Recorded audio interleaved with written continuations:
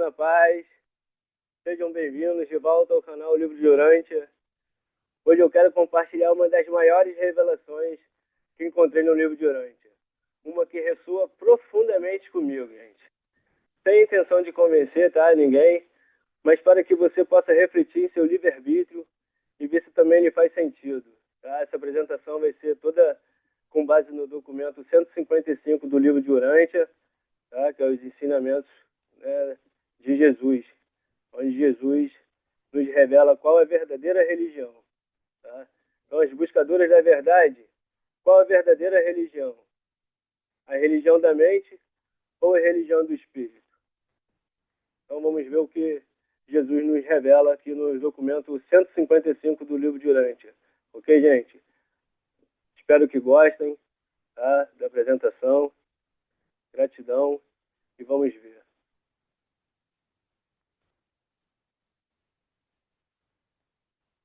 A religião de Jesus não é sobre medo e raiva, mas sobre amor e serviço.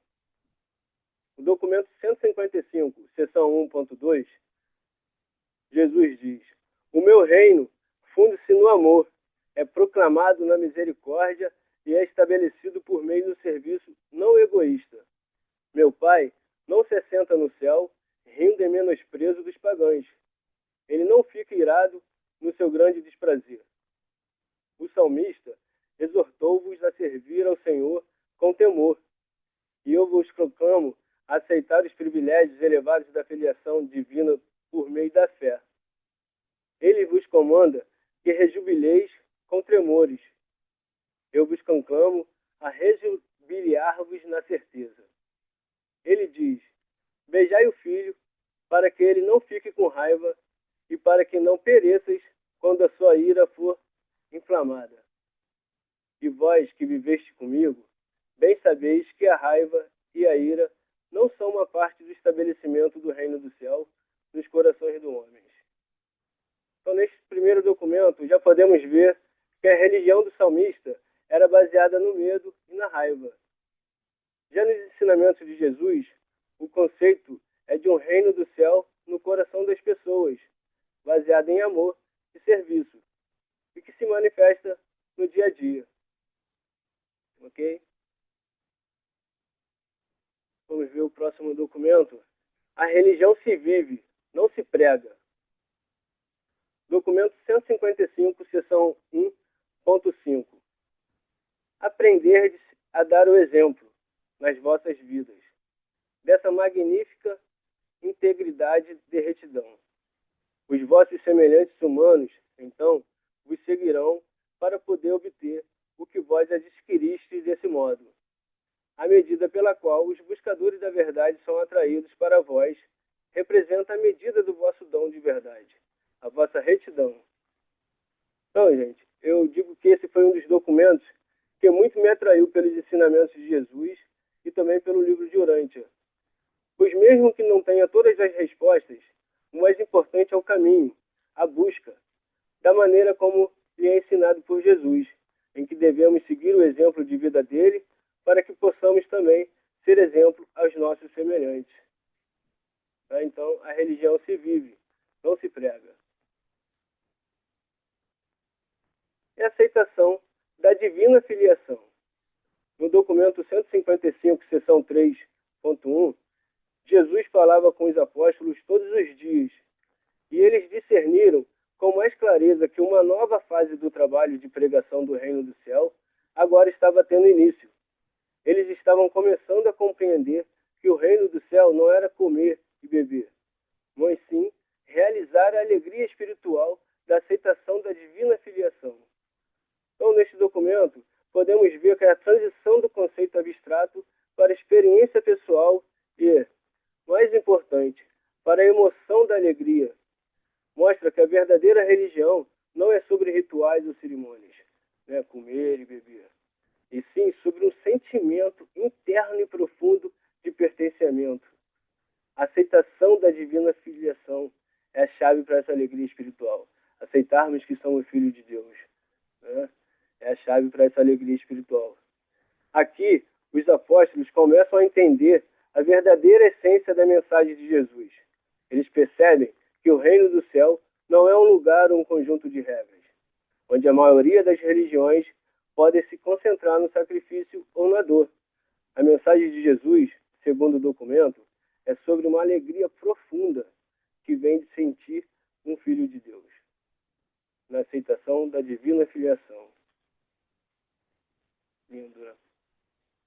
A verdadeira religião é vivida, não limitada.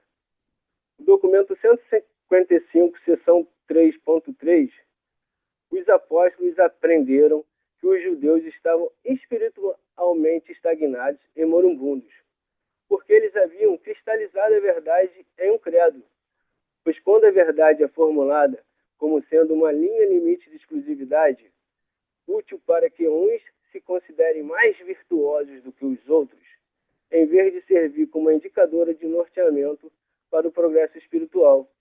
Esses ensinamentos perdem seu poder criativo e provedor da vida e passam a ser meramente conservadores da fossilização. Então, alguém aqui que esteja assistindo o vídeo aqui, né, já se sentiu excluído de algum grupo religioso por não seguir um dogma específico? A religião tradicional, quando fossilizados, perde o poder de dar a vida e de promover o progresso. Ao invés de ser uma linha limite de exclusividade, a religião do espírito é um indicador de norteamento para o progresso espiritual, como mostra o texto, né? Então, em vez de ter uma linha de limite de exclusividade, a religião do espírito é um indicador de norteamento para o progresso espiritual. O serviço não egoísta. Documento 155, seção 3.4.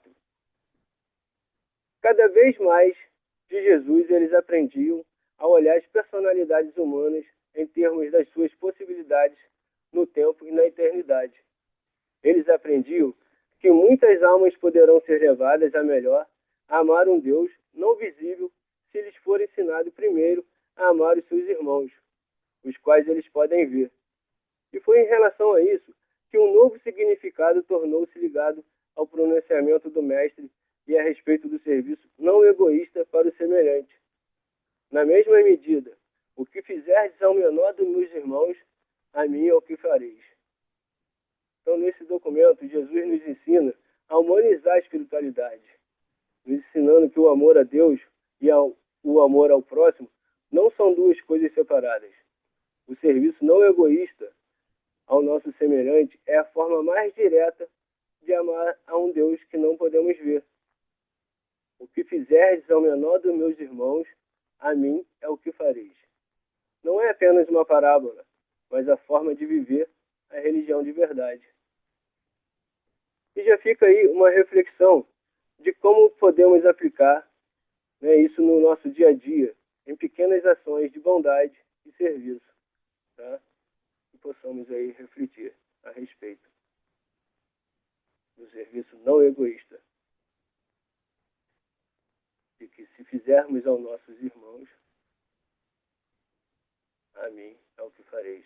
É o que diz Jesus lindo. A religião espiritual e a ciência. Documento 155, seção 3.6. Jesus advertiu aos seus crentes de que, se as suas aspirações religiosas fossem apenas materiais, um conhecimento crescente da natureza iria, por um deslocamento progressivo da origem sobrenatural das coisas, em última instância, privá-los da sua fé em Deus. Mas que, se a sua religião fosse espiritual, nunca o progresso da ciência física perturbaria sua fé colocada nas realidades eternas e nos valores divinos. Então, esse documento podemos ver uma fé que faz sentido no século XXI. Né? Acredito que muita gente procura aí algo que faça sentido, uma religião espiritual que não entre em conflito com a ciência, mas é que complementa, né? A ciência estuda o mundo físico e a religião o mundo espiritual. Uma fé baseada no espírito não se abala com novas descobertas científicas, pois ela lida com valores e realidades que vão além do material, como a verdade, a beleza e a bondade. A ciência pode até mesmo fortalecer essa fé, ao revelar a complexidade e a ordem do universo. Então, a religião do espírito ela não entra em conflito com a ciência. Ela a complementa.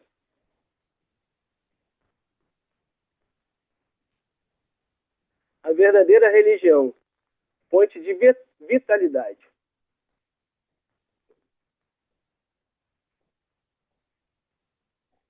Documento 155, seção 3.7. Eles aprenderam que, quando a religião tem motivos totalmente espirituais, ela faz toda a vida melhor e mais digna de ser vivida, preenchendo-a com propósitos elevados, dignificando-a com valores transcendentes, inspirando-a com motivos magníficos e, ao mesmo tempo, confortando a alma humana com uma esperança sublime e sustentadora. A verdadeira religião destina-se a diminuir as forças extenuantes da existência. Ela libera a fé e a coragem para a vida cotidiana e para o serviço não egoísta. A fé fomenta a vitalidade espiritual e a fecundidade da retidão. Então, nesse documento, eu posso falar na prática, tá, gente? Como a religião espiritual nos dá um propósito, inspira coragem, dignifica a vida e diminui as dificuldades. E isso melhorou demais a minha vida em aplicar esses princípios, reconhecendo que a verdadeira religião não é um fardo, mas uma fonte de vitalidade e coragem para o dia a dia. Tá? A verdadeira religião, fonte de vitalidade. Os perigos.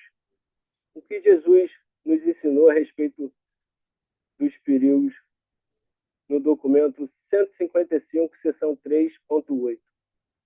Jesus ensinou repetidamente aos seus apóstolos que nenhuma civilização poderia sobreviver por muito tempo à perda do melhor na sua religião. E ele nunca se cansou de apontar aos 12 o grande perigo de se aceitar símbolos e cerimônias religiosas em lugar da experiência religiosa. Toda a sua vida terrena foi devotada consistentemente à missão de reaquecer as formas congeladas de religião, emprestando-lhes as liberdades líquidas da filiação esclarecida. Religião se vive, não se prega.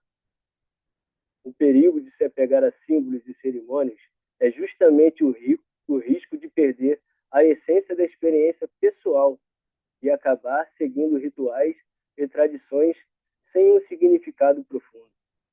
O documento mostra que o objetivo de Jesus era de reaquecer as formas congeladas da religião, ou seja, trazer a vida, a liberdade e a fluidez para algo que se tornou rígido. Eu fui um que, por minha busca em algo que fosse além das formalidades, me levou a encontrar o livro de Urântia, ou o livro de Urântia me encontrou. Não sei, mas foi ótimo. Só tenho gratidão.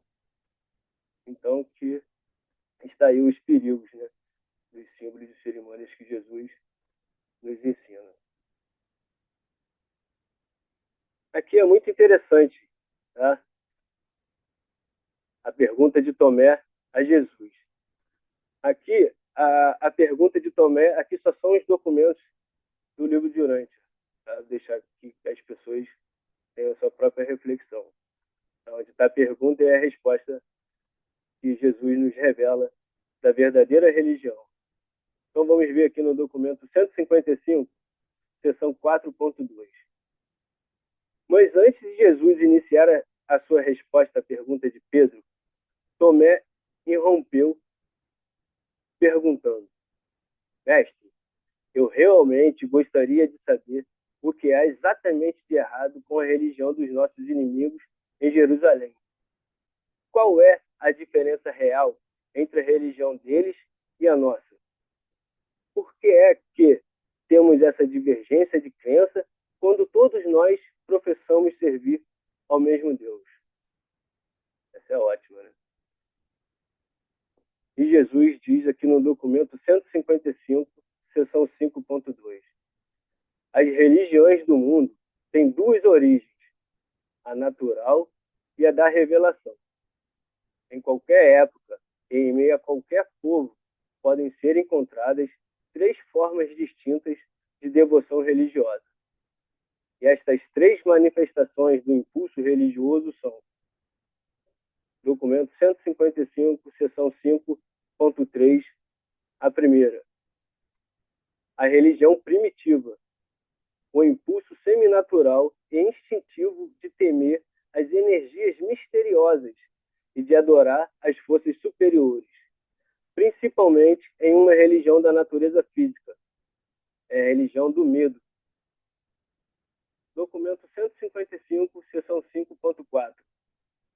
A segunda, a religião da civilização, os conceitos e as práticas religiosas em avanço das raças civilizadas, a religião da mente, a teologia intelectual, cuja autoridade é a tradição religiosa já pré-estabelecida. Documento 155, seção 5.5. A terceira, a verdadeira religião, a religião da revelação, a revelação dos valores supranaturais, uma visão com discernimento parcial das realidades eternas, um vislumbre da bondade e da beleza do caráter infinito do Pai no céu, a religião do Espírito, tal como fica demonstrada na experiência humana. Documento 155, seção 5.6. Jesus deixou claro que a grande diferença entre a religião da mente e a religião do Espírito é que, enquanto a primeira é sustentada pela autoridade eclesiástica, a última é totalmente baseada na experiência humana. Ok? Está aí a pergunta de Tomé e a revelação da resposta de Jesus. Buscando Deus para si próprio, por si próprio e encontrando. Documento 155, seção 5.10. E por muito tempo ainda viverão na terra esses indivíduos temerosos, hesitantes e acomodados que preferirão assegurar, assim, as suas consolações religiosas, ainda que arriscando a sorte com as religiões de autoridade, comprometam a soberania da personalidade, degradem a dignidade do respeito próprio e renunciem totalmente ao direito de participar da mais emocionante e inspiradora de todas as experiências humanas possíveis. A busca pessoal da verdade, a alegria de encarar os perigos da descoberta mental, a determinação para explorar as realidades da experiência religiosa pessoal, a satisfação suprema de experienciar o triunfo pessoal da realização factual no triunfo da fé espiritual sobre a dúvida intelectual, do modo como honestamente são conquistados na aventura suprema de toda a existência humana. Um homem buscando a Deus para si próprio e por si próprio, e encontrando-o.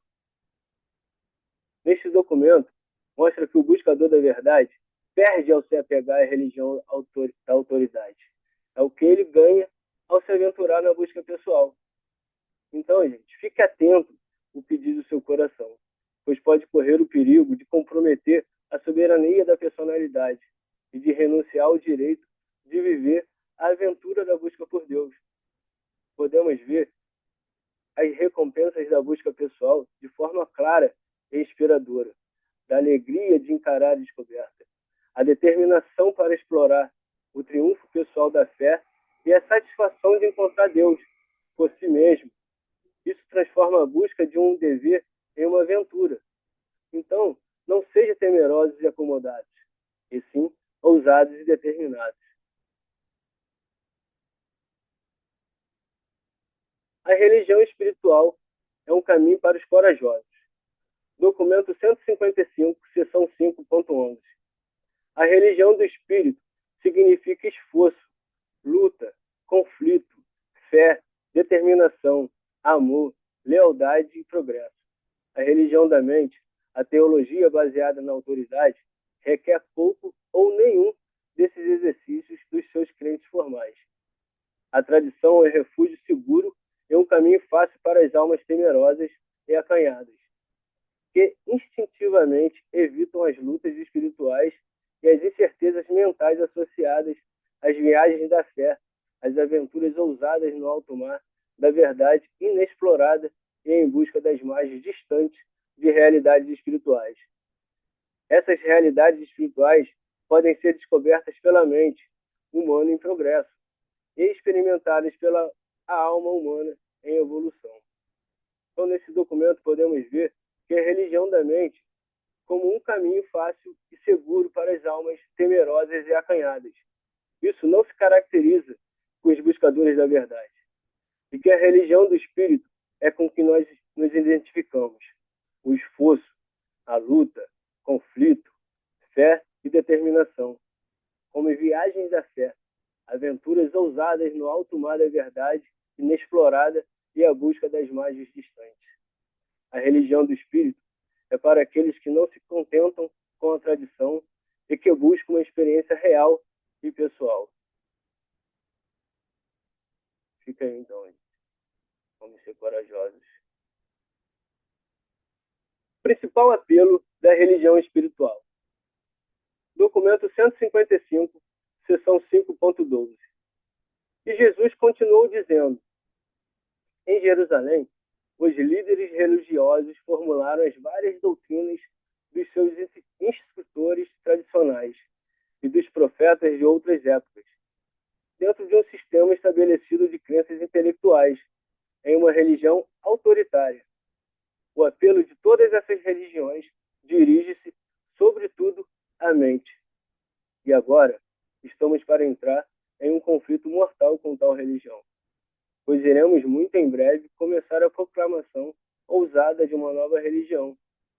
Uma religião que não é uma religião no sentido atualmente dado a essa palavra. Uma religião que faz seu apelo principal ao Espírito Divino do meu Pai, residente na mente do homem. Uma religião que tirará sua autoridade dos frutos da sua aceitação. E esses frutos irão certamente aparecer na experiência pessoal de todos aqueles que, real e verdadeiramente, tornaram-se os apoiadores e crentes das verdades dessa comunhão espiritual mais elevada. Aqui podemos ver que os líderes religiosos formularam as várias doutrinas um sistema estabelecido de crenças intelectuais em uma religião autoritária, e que o apelo dessas religiões dirige-se sobretudo à mente. Mas que a religião espiritual, que não é uma religião no sentido atualmente dado essa palavra, e sim uma religião que faz o seu apelo principal ao Espírito Divino do Pai, residente na mente do homem e que tirará a autoridade, onde os frutos aparecem na experiência pessoal de todos aqueles que real e verdadeiramente nos resultados práticos visíveis na vida das pessoas que aceitam. Aqui é muito interessante aqui esse destaque aqui que na religião espiritual o apelo principal ao Espírito Divino do Pai, e que ele é residente na mente do homem, né, que tirará a autoridade. Inclusive no canal aí tem realmente mostrando que nós temos a nossa glândula pineal, um outro vídeo aí, e que faz essa conexão, né, mente e espírito. Muito legal também, aconselho assistirem. Uma oração de Jesus simples, mas para todos. Documento 155, seção 5.15. De todos vós deveríeis orar para que o Pai transforme as vossas emoções do corpo e da mente nas lealdades mais elevadas da mente e nas experiências mais satisfatórias do espírito. Então, após vermos a diferença entre a religião da mente e a do espírito, convido a todos a fazerem uma pausa e refletir sobre a oração de Jesus. Podemos notar nessa oração que não é apenas uma formalidade, mas um pedido por transformação interna, por uma mudança do foco do corpo e da mente para o espírito, reforçando a ideia de que a religião verdadeira é vivida. Então façamos aí uma pausazinha para uma reflexão, né, sobre essa oração simples, mas para todos.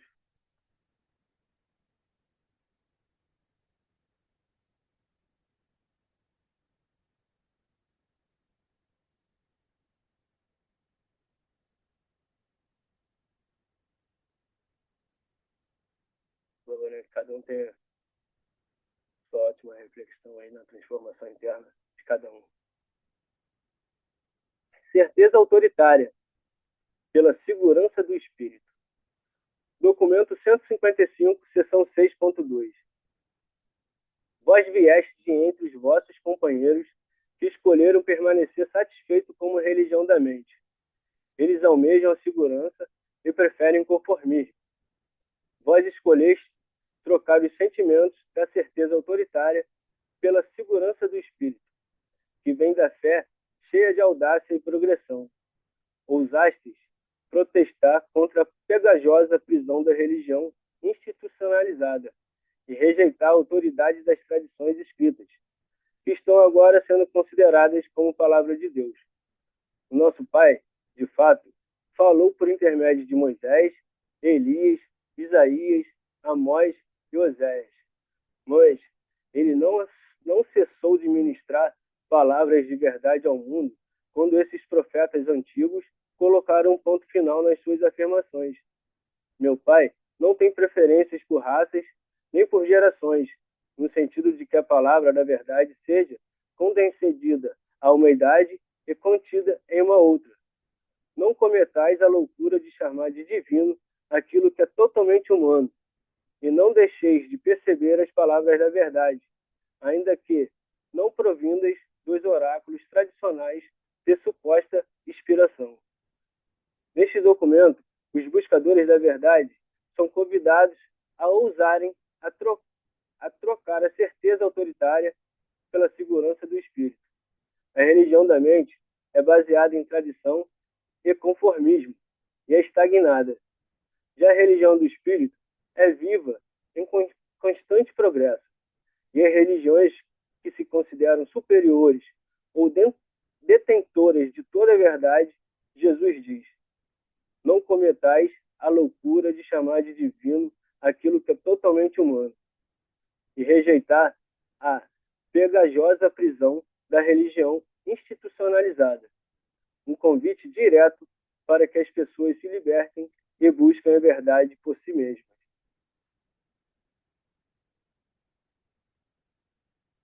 A jornada pessoal de encontrar Deus. Documento 155, seção 6.3.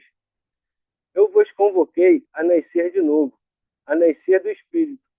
Eu vos tirei das trevas, do autoritarismo, da letargia da tradição, para a luz transcendente da realização da possibilidade de fazerdes para vós próprios a maior descoberta que é possível a alma humana realizar. A experiência superna de encontrar Deus para vós próprios, dentro de vós próprios e por vós próprios, e de fazerdes a tudo isso como um acontecimento na vossa própria experiência pessoal. Neste documento, podemos ver a liberdade que a religião do Espírito oferece.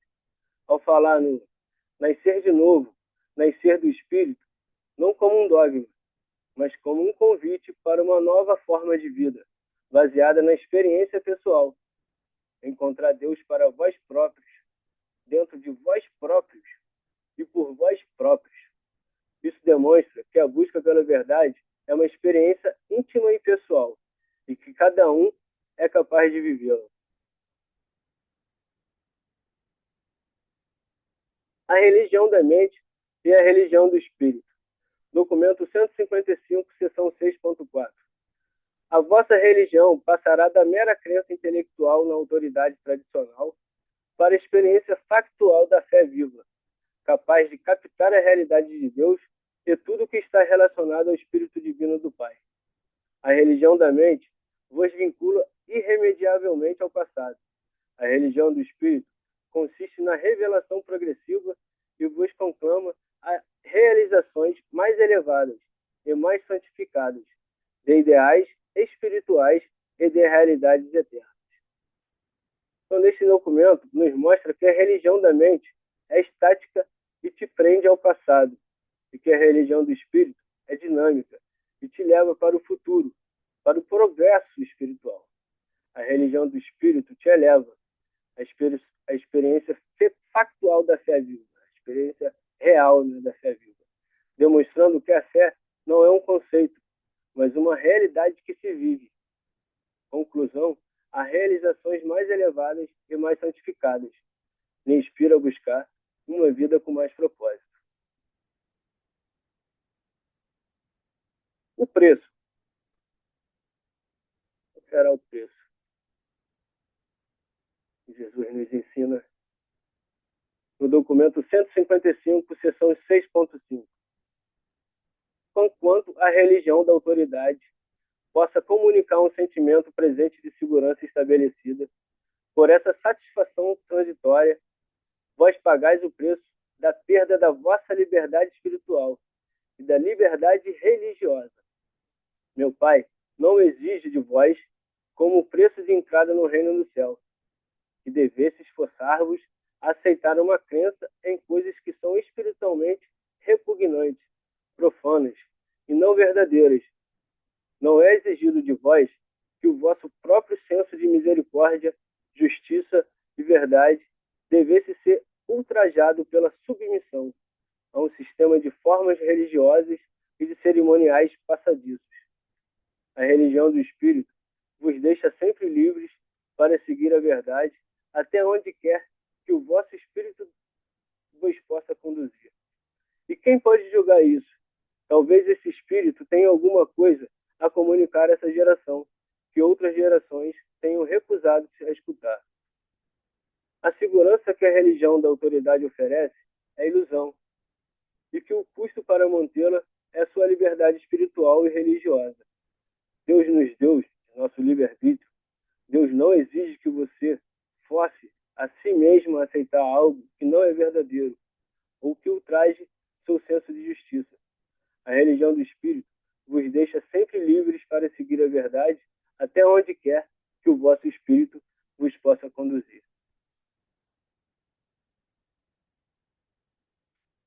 Aqui é o mesmo documento, o 155, seção 6.5, para deixar aqui uma observação aqui de quem pode julgar isso, que é o que é dito aqui no finalzinho do documento. Né? Então, nesse documento, fica aí a pergunta para aqueles que se sentem presos ou, de repente, alguns dogmas. Né? Quem pode julgar isso? A religião do Espírito vos deixa sempre livre para seguir a verdade, até onde quer que o vosso Espírito vos possa conduzir, reforçando a ideia de que a fé é uma jornada pessoal e única, e que outras gerações tenham se recusado a escutar, reforçando que a revelação ela é contínua.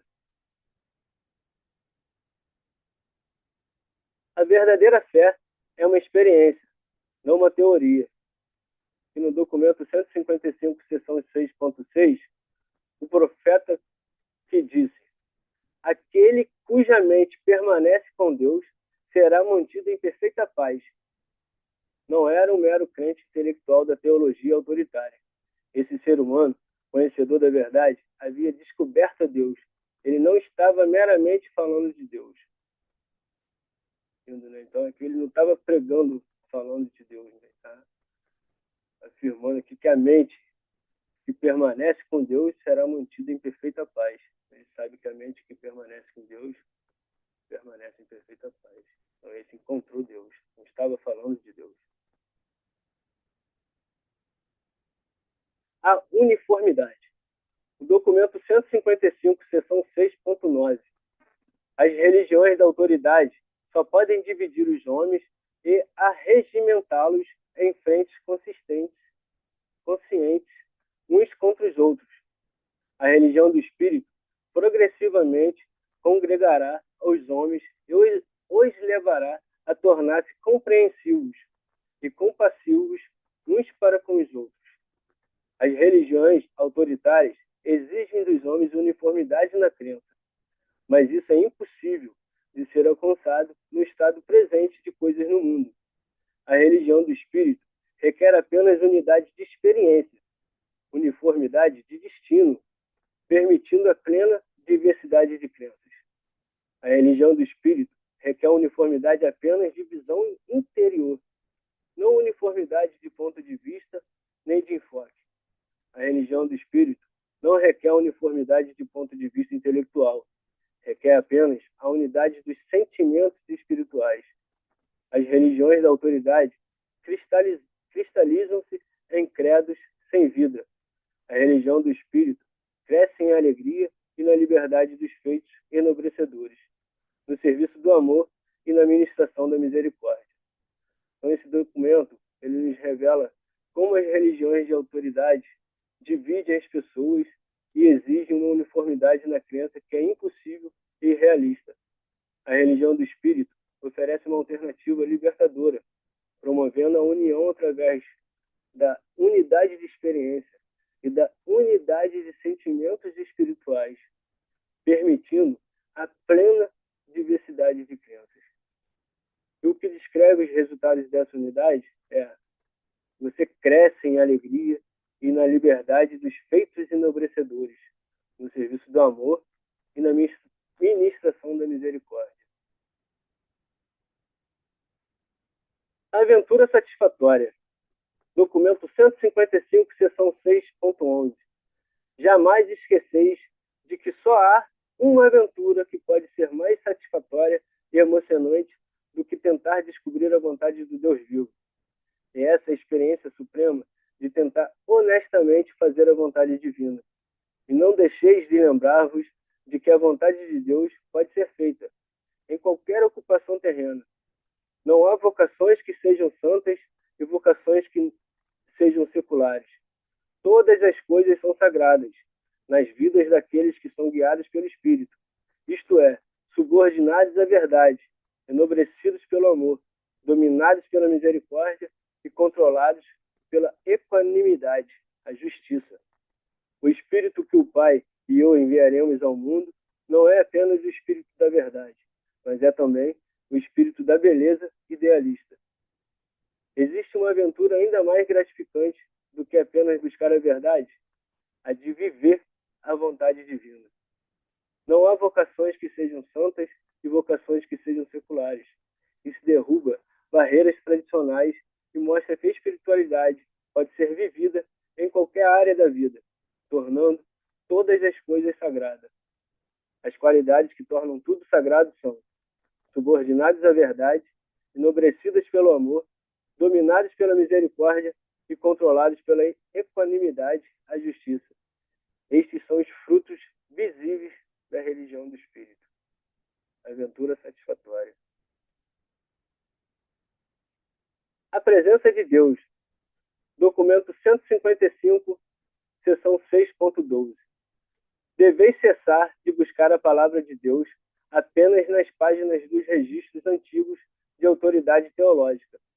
Aqueles, dentre vós, que nascem do Espírito de Deus irão, doravante, discernir a palavra de Deus, independente de onde ela pareça ter origem. Não há que se depreciar a verdade divina pelo fato de ser aparentemente humano o canal usado para sua apresentação. Muitos dos vossos irmãos têm mentes que aceitam a teoria de Deus, enquanto espiritualmente deixam de compreender a presença de Deus. E essa é exatamente a razão pela qual eu vos tenho tão frequentemente ensinado que o reino do céu pode ser mais bem compreendido se adquirirdes a atitude espiritual sincera de uma criança. Não é a imaturidade mental da criança o que eu vos recomendo, e mais a simplicidade espiritual desse pequeno ser, a sua facilidade de crer e a confiança plena dele. Não é tão importante que devesses considerar o fato da existência de Deus. Mais importante é que cresçais na capacidade de sentir a presença de Deus. Neste documento, nos desafia com o hábito de cessar de buscar a palavra de Deus apenas nas páginas dos registros antigos de autoridade teológica, os convidando a olhar além das fontes tradicionais, pois aqueles que nasceram do Espírito podem discernir a verdade de Deus em qualquer lugar, mesmo que o canal seja aparentemente humano. Melhor do que aceitar a teoria de Deus é sentir a presença de Deus. A verdadeira fé é uma experiência viva. A simplicidade espiritual da sua criança, a facilidade de crer e a confiança plena são a chave para sentir a presença de Deus. Não é sobre maturidade mental, mas sobre a pureza do espírito. O objetivo não é apenas crer na existência de Deus, mas crescer na capacidade de sentir a presença de Deus. A mente, o portal para a natureza espiritual. Documento 155, seção 6.13. Quando principiardes a encontrar Deus da vossa alma, em breve vós começareis a descobri-lo nas almas dos outros homens. E, finalmente, em todas as criaturas e criações de um poderoso universo. Mas que chance tem o Pai de aparecer como um Deus de lealdades supremas e de ideais divinos nas almas de homens que pouco ou nenhum tempo dedicam à contemplação reflexiva de tais realidades eternas? Se bem que a mente não seja o assento da natureza espiritual. A mente é, de fato, o portal para essa natureza espiritual. Então, este documento nos revela como sentir a presença de Deus, pois a mente é, de fato, portal para essa natureza espiritual. Isso dá um papel ativo e nobre à mente, que não é o assento da espiritualidade, mas o seu canal de acesso. Que chance tem o Pai de aparecer nas almas de homens que pouco ou nenhum tempo dedicam à contemplação? A busca pela verdade é uma prática diária.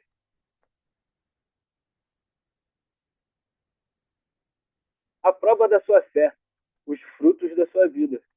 Documento 155, seção 6.14. Não cometais, contudo, o erro de tentar provar a outros homens que vós encontraste Deus. Vós não podeis conscientemente gerar uma prova válida para tal, se bem que existam duas demonstrações positivas e poderosas do fato de que vós sois conhecedores de Deus. E elas são, no documento 155, seção 6.15, os frutos do Espírito de Deus que se mostram na rotina diária da vossa vida.